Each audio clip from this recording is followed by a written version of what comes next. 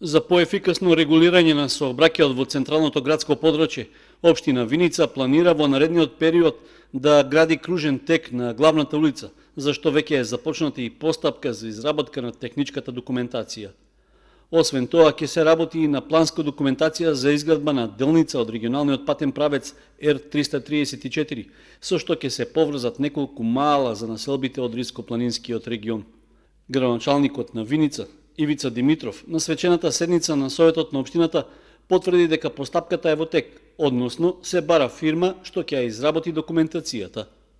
Моментално ние распишен тендер за техничка документација, а тоа е за кружен тек на улица Маршал Тито, локален пат Капетанци, Балинци, Витларе во должина од 3900 метри, а средствата се обезбедени од страна на буџетот на општина Виница во износ од 1.950.000 денари. Се надеваме дека барем на тендерот овие средства ќе дојдат на половина.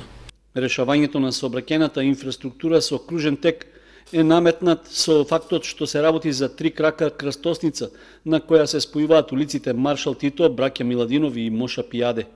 Во образложението е нагласено дека во одредени денови од неделата таа представува тесно сообраќајно грло, поради што се создаваат колони, а неретко доаѓа и до сообраќајни несреќи.